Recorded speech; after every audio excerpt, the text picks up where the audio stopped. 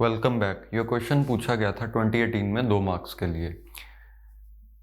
तो अगर आपने इसी टॉपिक पे यानी कि ऑपकोड एक्सपेंशन के टॉपिक पे मेरे थ्योरी लेक्चर्स नहीं देखे या 2020 का क्वेश्चन नहीं देखा तो मैं रिकमेंड करूँगा कि प्लीज़ पहले आप वो लेक्चर्स देखो, तभी आपको ये वीडियो अच्छे से समझ में आएगी।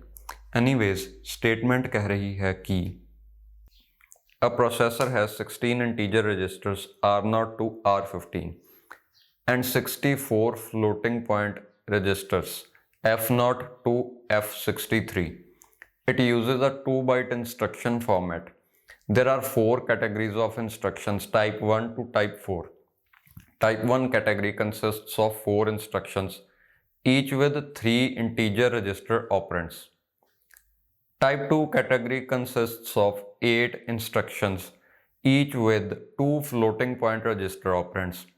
Type 3 category consists of 14 instructions, each with 1 integer and 1 floating point register operand. Type 4 category consists of n instructions, each with 1 floating point register operand. The maximum value of n is okay तो यहाँ पे आपको given है type 1 की 4 instructions हैं और सभी में एक इंटीजर रजिस्टर ऑपरेंड है। अब देखते हैं इंटीजर रजिस्टर स्पेसिफाई करने के लिए कितनी बिट्स लगेंगी। 4 बिट्स। वैसे ही फ्लोटिंग पॉइंट रजिस्टर स्पेसिफाई करने के लिए कितनी बिट्स लगेंगी? 6 बिट्स। ऐसा क्यों? Because 2 power 4 is 16।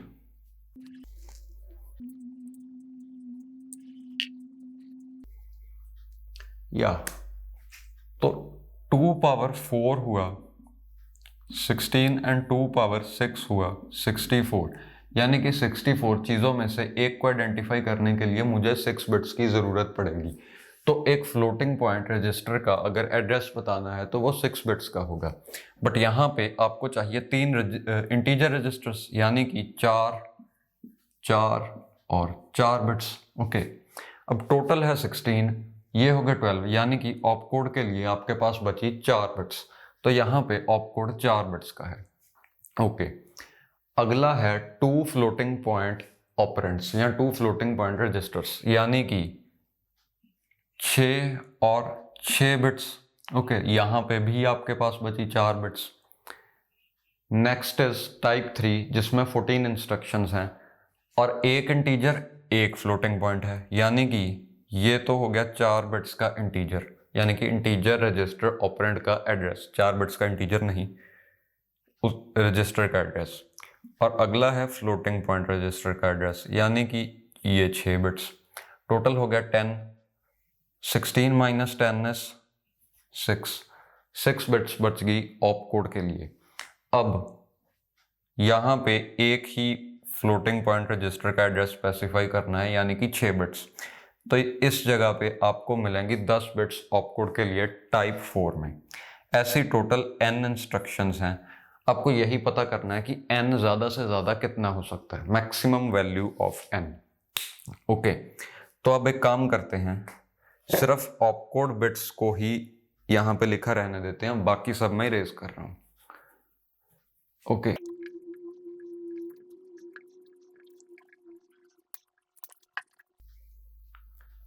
अब यहाँ पे आपके पास 2 मेथड्स हैं।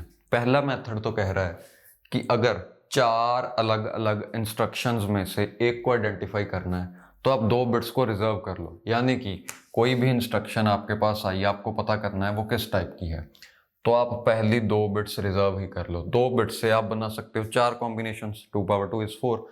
तो हर एक कॉम्बिनेशन एक एक को असाइन कर दो, उससे आपको पता लग जाएगा कि किस टाइप की बात हो रही है, यानी कि ये इंस्ट्रक्शन कौन सी टाइप की है। अब यहाँ पे 2 बिट्स वेस्ट हो रही हैं, काइंड ऑफ 2 बिट्स ऑपकोड का पार्ट अब नहीं रही। उससे क्या होगा, आप n की मैक्सिमम वैल्यू तो नहीं निकाल पाओगे। ओके, बट हमें पता करनी है मैक्सिमम वैल्यू। उसके लिए क्या हो सकता है, आप 2 बिट्स रिजर्व ही ना करो, यानी कि ऐसे क्वेश्चंस में जहां पे आपको ऑपकोड एक्सपेंशन यूज करनी है, आप शुरू करो उस इंस्ट्रक्शन से जिसमें सबसे कम बिट्स हैं ऑपकोड में। तो वो है ये 2 इंस्ट्रक्शंस, टाइप 1 और टाइप 2 बिकॉज यहाँ पे 4 बिट्स हैं। तो आप क्या करो, 4 बिट्स से कितने कॉम्बिनेशंस जनरेट हो रहे हैं, 16 कॉम्बिनेशंस। मतलब जब प्रोसेसर पहली 4 बिट्स को देखेगा तो उसे 16 अलग अलग इंस्ट्रक्शंस में से एक को आइडेंटिफाई कर सकता है ना।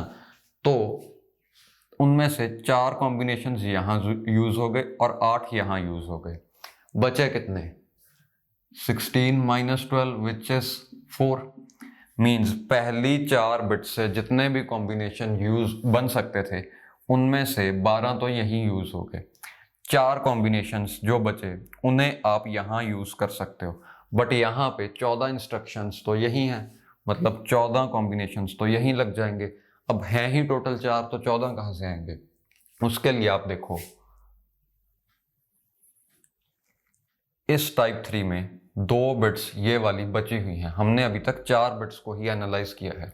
जब आपको पता चल गया कि वो ऑपकोड ना तो इस टाइप का है, मतलब पहले 4 कॉम्बिनेशंस में से भी नहीं है और उसके बाद अगले 8 कॉम्बिनेशंस में से भी नहीं है, तो आप क्या करोगे, आपको इतना पता चल गया कि टाइप 3 या टाइप 4 में से किसी की बात हो रही है, आप 2 और बिट्स फेच करोगे। यानी कि जो इंस्ट्रक्शंस में से हमने पहली 4 बिट्स फेच की थी, अब अगली 2 बिट्स भी फेच कर ली हैं, तो टोटल 6 बिट्स हमारे पास हैं।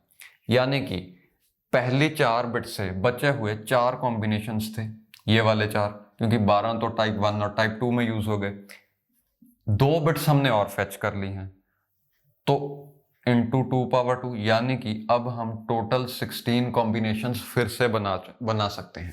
16 में से 14 यहाँ यूज हो गए, ओके। यानी कि -14 बचे कितने कॉम्बिनेशंस, 2 कॉम्बिनेशंस। ये 2 कॉम्बिनेशंस आप यहां पे यूज कर पाओगे। क्या हो रहा है, 4 बिट्स हमने फेच की, हमें पता चला कि इन दोनों टाइप्स की तो नहीं है, तो इस टाइप की हो सकती हैं। इस टाइप की एक इंस्ट्रक्शन को पता करने के लिए हमें 2 और बिट्स लगेंगी।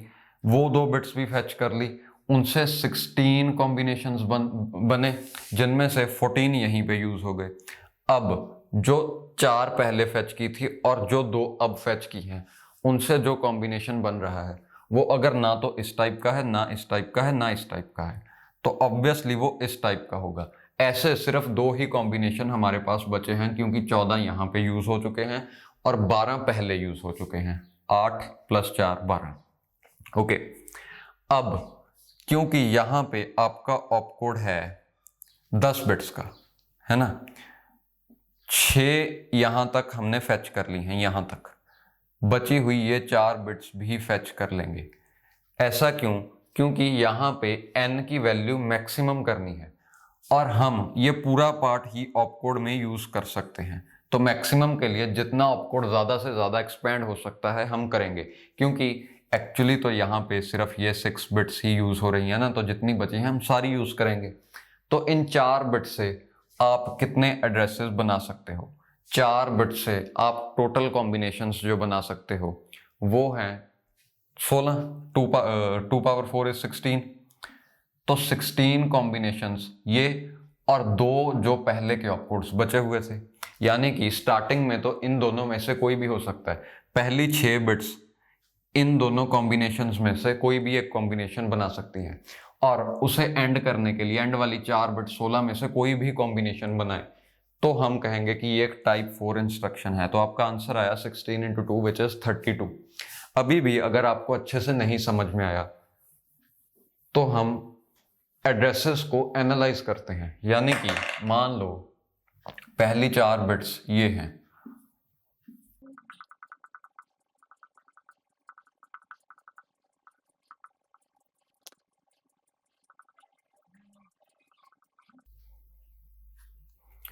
तो 4 बिट से जितने भी कॉम्बिनेशन बन सकते थे वो मैंने यहाँ पे नोट कर लिए हैं। यानी कि मान लो प्रोसेसर को हमने एक इंस्ट्रक्शन दी एग्जीक्यूट करने के लिए, सबसे पहले तो वो पता करेगा कि इन चारों में से कौन सी टाइप है। उसके लिए पहली 4 बिट्स फेच होंगी, उनसे ये कॉम्बिनेशंस बन सकते हैं। अगर इन चारों में से कोई कॉम्बिनेशन आया तो हम कह देंगे कि वो टाइप 1 इंस्ट्रक्शन है, क्योंकि यहाँ पे हमें 4 ही इंस्ट्रक्शंस चाहिए और हमने पहले 4 कॉम्बिनेशंस असाइन कर दिए टाइप 1 को।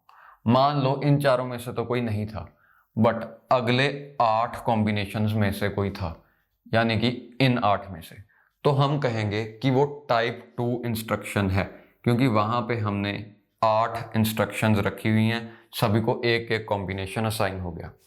अब मान लो ऐसा भी हो सकता है कि ना तो ये 4 में से कोई है ना ये 8 में से कोई है, यानी कि पहले 12 कॉम्बिनेशंस में से कोई भी कॉम्बिनेशन नहीं आया, बच गए ये 4, इन चारों में से कोई कॉम्बिनेशन आ गया।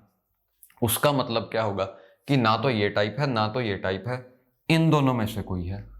वो कौन सी है, मतलब टाइप 3 की 14 में से कौन सी इंस्ट्रक्शन की हम बात कर रहे हैं, उसे पता करने के लिए हमें लगेंगी 2 और बिट्स। मतलब अब 4 बिट्स से सिर्फ इतना ही पता चला कि इन दोनों टाइप्स में से कोई है, को एग्जैक्टली कौन सी है वो पता करने के लिए हमें 2 और बिट्स फेच करनी पड़ेंगी। अब 4 स्टार्टिंग्स ये रही, यानी कि जो पहली 4 बिट्स थी उनसे 16 कॉम्बिनेशंस बन सकते थे, बट 12 तो टाइप 1 और टाइप 2 में ही यूज हो गए, तो पहली 4 बिट्स यहां पे इफेक्टिवली सिर्फ 4 कॉम्बिनेशंस ही प्रोड्यूस कर पा रही हैं। तो उन 4 कॉम्बिनेशंस, वो 4 कॉम्बिनेशंस होंगे ये वाले, ओके, 1100 1101 1110 एंड 4 टाइम्स 1। अब वो 4 बिट्स और ये दो बिट्स मिलके हमें प्रोड्यूस करके देंगी 16 कॉम्बिनेशंस। कैसे? स्टार्टिंग इन चारों में से कोई भी हो सकती है, यानी कि 4 इंटू 4 स्टार्टिंग्स हैं और 4 ही एंडिंग्स हैं, क्योंकि ये 2 बिट्स से प्रोड्यूस होंगे 2 पावर 2 कॉम्बिनेशंस विच इज 4, यानी कि 4 एंडिंग्स। ये रहा। तो 16 कॉम्बिनेशंस अभी तक हमारे पास बचे हुए हैं। 14 असाइन कर दो टाइप 3 को, जैसे पहले 4 असाइन हो गए टाइप 1 को, फिर 8 असाइन हो गए टाइप 2 को, वैसे ही 14 असाइन हो गए टाइप 3 को। ओके, अब यहाँ पे आप वो 14 कॉम्बिनेशंस भी लिख के एनालाइज कर सकते हो अगर आपको समझ में नहीं आ रहा है। वो होंगे 1100, यानी कि 1100, उसके पीछे 0 0 फिर 0 1 1 0 1 1 सो ऑन, ऐसे ही सभी चारों के लिए। इन 16 कॉम्बिनेशंस में से 2 कॉम्बिनेशंस अभी भी बच जाएंगे, क्योंकि 14 ही यूज हुए हैं। वो जो 2 कॉम्बिनेशंस बच जाएंगे वो कौन से होंगे? इस वाली स्टार्टिंग के आखिरी 2 कॉम्बिनेशंस, यानी कि 4 टाइम्स 1 फॉलोड बाय 1 0 एंड 1 1, यही होंगे आखिरी के 2 कॉम्बिनेशंस जो बच गए। अब मान लो हमने इंस्ट्रक्शन फेच की और पहले 4 बिट्स देखे, वो थे 111, हमें पता चल गया कि इनमें से तो किसी की बात नहीं हो रही। उसके बाद हमने 2 और बिट्स फेच किए, वो थे 1 0 या फिर 1 1, मान लो इन दोनों में से कोई था। हमें पता चल गया कि टाइप 3 की भी बात नहीं हो रही, बात हो रही है टाइप 4 की। अब टाइप 4 में हमारे पास 10 बिट का ऑपकोड पॉसिबल है। हम क्या करेंगे, 6 बिट्स तो हमारे पास ऑलरेडी हैं, 4 और बिट्स फेच कर लेंगे। Is it visible? Anyways 4 bits हमने और फेच कर ली, तो उन 4 बिट्स से अब देखो 2 स्टार्टिंग्स हमारे पास हैं, उन 4 बिट्स से हमने टोटल 16 कॉम्बिनेशंस जनरेट किए होंगे, यानी कि 2 स्टार्टिंग्स और 16 एंडिंग्स, 32 पॉसिबल कॉम्बिनेशंस होंगे। यानी कि अब हमें टाइप 5 की तो यहाँ पे जरूरत नहीं, तो हमें कोई भी ऑपकोड बचा के रखने की भी जरूरत नहीं, तो सभी 32 के 32 इसी टाइप 4 को असाइन कर दो, यानी कि n की वैल्यू हमारे पास आ जाएगी 32। अब अगर यहाँ पे टाइप 5 होता और उसका भी कोई फॉर्मेट हमें दिया रहता, तो क्या करते, उन 32 में से 1 या 2 ऑपकोड्स बचा के रख लो, या आप डिपेंडिंग ऑन द सिचुएशन आप ज्यादा भी रख सकते हो, सभी के अलग अलग फायदे हैं। एनीवेज हमने अब कोई ऑपकोड बचाया नहीं और सभी यहीं पे असाइन हो गए। So answer to this question is 32। Okay.